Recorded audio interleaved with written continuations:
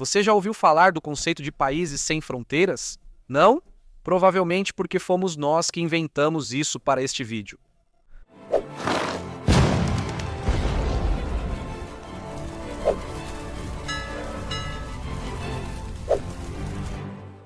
O termo países sem fronteiras se refere a entidades que cumprem muitos dos critérios associados aos Estados-nação, como governança, soberania, engajamento diplomático e emissão de passaportes, mas não possuem controle sobre uma jurisdição territorial definida e contígua.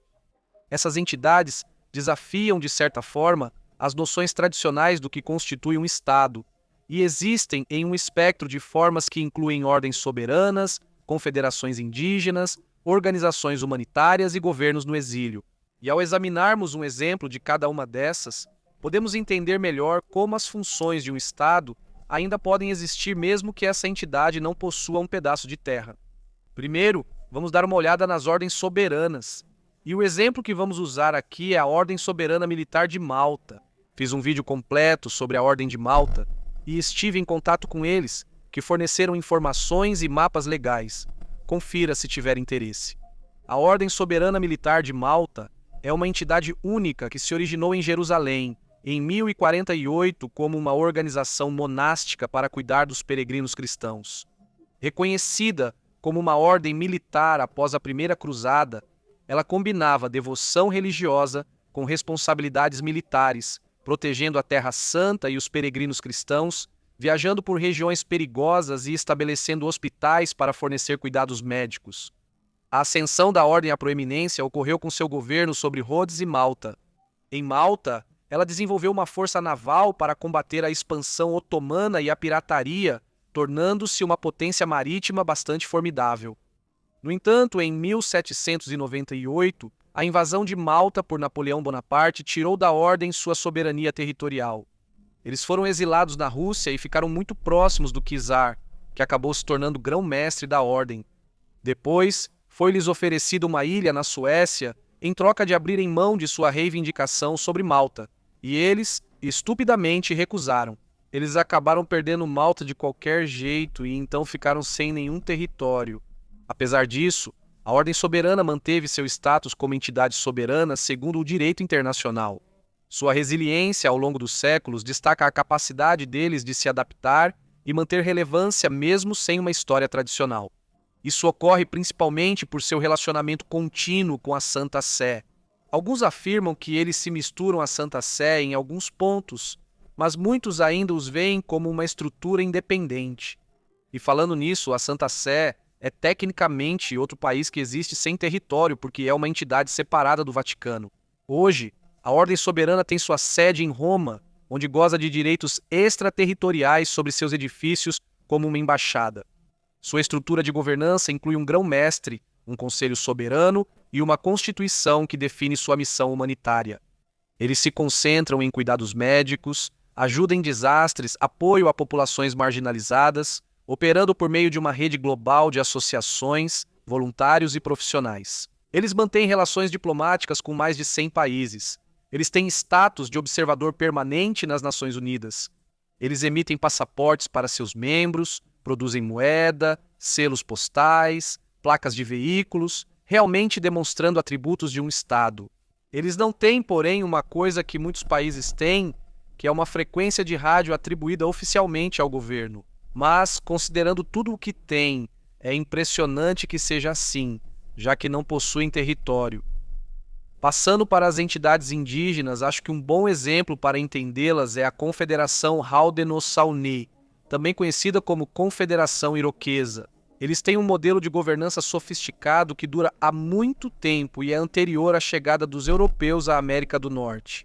Estabelecida entre os séculos XII e XV, ela inicialmente era composta pelas nações Mohawk, Oneida, Onondaga, Cayuga e Sêneca, com os Tuscaroras se juntando mais tarde. A base da confederação é a Grande Lei da Paz, uma constituição oral que enfatiza a tomada de decisões baseada em consenso, equilíbrio e harmonia. O sistema Haudenosaunee influenciou o desenvolvimento dos ideais democráticos nos Estados Unidos. Benjamin Franklin e outros pais fundadores estudaram esse modelo durante a elaboração da Constituição dos Estados Unidos especialmente sua ênfase na unidade e no governo compartilhado entre grupos diversos, da mesma forma que a Confederação uniu várias tribos diferentes. Nos primórdios, os Estados Unidos reuniam muitas pessoas diferentes de vários países da Europa, e por isso havia alguns pontos de contato. A colonização e a expansão dos colonizadores europeus deslocaram muitas comunidades Odino-Sauni, levando eventualmente à perda de suas terras tradicionais. Mas apesar disso, eles persistiram, adaptando sua governança e mantendo suas práticas culturais. Hoje, seus membros vivem nos Estados Unidos e Canadá, onde afirmam sua soberania por meio do autogoverno e direitos garantidos por tratados conquistados ao longo dos anos. Então, de forma semelhante à Ordem Soberana de Malta, eles costumavam ter território, mas depois o perderam, e apesar de terem perdido, mantiveram alguns de seus direitos de soberania. Interessante é que eles declararam guerra à Alemanha na Primeira Guerra Mundial como país independente, não só como parte dos Estados Unidos. Eles participam de alguns torneios esportivos internacionais e, na verdade, houve uma grande polêmica quando tentaram viajar para o Reino Unido para participar de um torneio de lacrosse usando seus próprios passaportes Odino-Sauni. Eles também defendem os direitos indígenas e a preservação ambiental. Eles atuam junto à ONU e a outros organismos internacionais para afirmar sua soberania e influenciar políticas internacionais sobre questões indígenas. Então, novamente, temos um certo paralelo com a Ordem Soberana, que é a transferência de sua atuação em nível internacional para um aspecto mais humanitário. E agora podemos passar para uma terceira categoria, que são as organizações internacionais. E acho que um bom exemplo aqui seria a Cruz Vermelha. A Comunidade Internacional da Cruz Vermelha foi fundada em 1863 pelo filantropo suíço Henri Dunant. A origem suíça dela pode explicar por que a bandeira da Cruz Vermelha é o inverso da Suíça.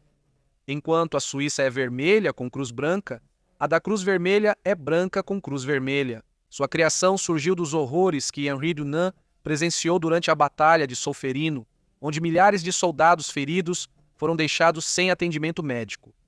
Isso levou ao desenvolvimento das Convenções de Genebra, um marco fundamental do direito humanitário internacional, especialmente em tempos de guerra. A Federação Internacional das Sociedades da Cruz Vermelha e do Crescente Vermelho foi criada em 1919 para atender às necessidades humanitárias globais, além dos conflitos armados, como desastres naturais e crises de saúde. Aqui há um ponto de contato com a Ordem Soberana. Eles meio que atuam nas mesmas áreas. O CICV foca em zonas de conflito. Eles facilitam o atendimento médico, as trocas de prisioneiros e tentam garantir o cumprimento das Convenções de Genebra.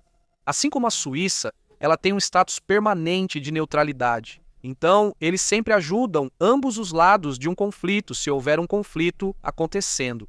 E assim eles acabam se envolvendo tanto com governos quanto com grupos armados, insurgentes, rebeldes, praticamente com tudo e todos. Provavelmente por isso receberam um assento de observador na ONU. Embora eles não emitam passaportes propriamente ditos, eles podem emitir documentos de viagem para refugiados e pessoas deslocadas ou apátridas que, por não possuírem documentos adequados, não conseguem retornar ao seu país de origem. Apesar de não serem tecnicamente um Estado, eles possuem um status especial no direito internacional e assumem muitas responsabilidades que normalmente você associaria a um país. E para encerrar este vídeo, uma terceira categoria que nos traz outro exemplo de países sem fronteiras são os governos no exílio. Acho que, assim como os dois primeiros, são entidades que já tiveram território, mas o perderam, mantendo alguns direitos como nação soberana, apesar dessa perda. E a administração central tibetana, comumente chamada de governo tibetano no exílio, é um bom exemplo disso, tendo sido estabelecida em 1959, após a anexação do Tibete pela China. Após uma revolta fracassada contra o domínio chinês, o 14º Dalai Lama e milhares de tibetanos fugiram para a Índia, onde estabeleceram um governo no exílio. O status histórico deles é motivo de debate. Apesar de ter sido independente por grande parte da história, a China afirma que o Tibete faz parte de seu território desde o século XIII. O Tibete funcionou como um estado cliente autônomo dentro da dinastia Qing e depois como um país independente entre 1912 e 1950, quando a República da China não conseguiu afirmar seu controle sobre a região. A CTA funciona como um governo democrático com um Sikyong eleito, um presidente e um parlamento. O Dalai Lama transferiu gradualmente o poder para essas duas entidades, preparando a continuidade da governança democrática após sua morte. Apesar de não ser tecnicamente reconhecido como um Estado soberano, eles mantêm relações com governos e organizações internacionais, para promover o Tibete e reforçar o desejo deles de retornar ao país e realmente controlar e governar o território. Eles também emitem um documento semelhante a um passaporte chamado Livro Verde para tibetanos no exílio. Eles têm uma constituição aprovada em 1963. Na Índia, a maioria dos tibetanos é considerada refugiada permanente, não cidadã, mostrando que são vistos como um povo distinto. Muitos tibetanos inicialmente foram para a Índia, mas ao longo dos anos migraram para outros países ocidentais. E embora isso torne um pouco mais difícil para um governo no exílio, governar uma diáspora tão espalhada também os ajuda ao expandir sua rede e conseguir exercer influência em mais países além de apenas um.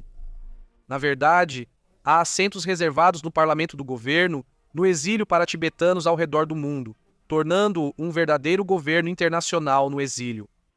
Muito obrigado por assistir a este vídeo. Agradeço especialmente aos meus apoiadores no Patreon por me apoiarem diretamente.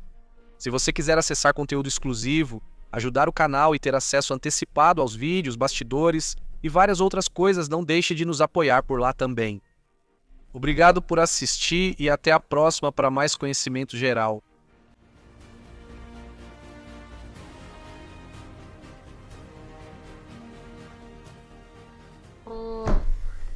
A xícara de hoje está se casando e depois ela só está relaxando em casa, perto da lareira.